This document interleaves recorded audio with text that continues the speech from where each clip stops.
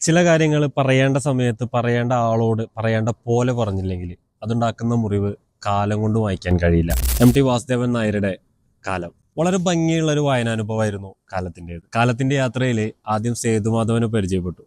പിന്നീട് അയൽവാസിയായ സുമിത്രയെ കണ്ടു. വളരെ ചെറുപ്പത്തിൽ തന്നെ ഈ സുമിത്രയോടൊരു ഇഷ്ടം തോന്നുന്നുണ്ട് സേതുവിന്. പിന്നീട് പ്രീ ഡിഗ്രിക്ക് വേണ്ടി സേതു പാലക്കാട്ടേക്ക് പോവാണ്. പുതിയ ആളുകളെ കണ്ടപ്പോൾ സാഹചര്യങ്ങളൊക്കെ മാറിയപ്പോൾ ഇയാളുടെ കാഴ്ചപ്പാടിലൊരു മാറ്റം വരുന്നുണ്ട്. താൻ സുമിത്രയിൽ മാത്രം ഒതുങ്ങിക്കൂടേണ്ടവനാണോ എന്നൊരു ചിന്ത സേതുവിന് വരികയാണ്. ഒരു മനുഷ്യന്റെ ചുറ്റുപാടും സാഹചര്യങ്ങളൊക്കെ മാറുമ്പോൾ അയാളുടെ കാഴ്ചപ്പാടിൽ വരുന്ന മാറ്റത്തെ എം ടി വളരെ മനോഹരമായിട്ട് ഇതിൽ വരച്ചു വെച്ചിട്ടുണ്ട്. പിന്നീട് ഇയാളുടെ ജീവിതത്തിലേക്ക് തങ്കമണി വരുന്നുണ്ട്. കാണുന്നവരോടൊക്കെ ഇഷ്ടം തോന്നുന്ന, കല്യാണം കഴിക്കാൻ തോന്നുന്ന ഒരു കൗമാരക്കാരനായ സേതുവിനെയും നമുക്ക് ഈ യാത്രയിൽ കാണാൻ സാധിക്കും. കേവലം കുറച്ച് കഥാപാത്രങ്ങളുടെ കഥയല്ല കാലം, ഒരു പഴയ കാലത്തെ തന്നെ ഒപ്പിയെടുത്തതായിട്ടാണ് അനുഭവപ്പെട്ടത്.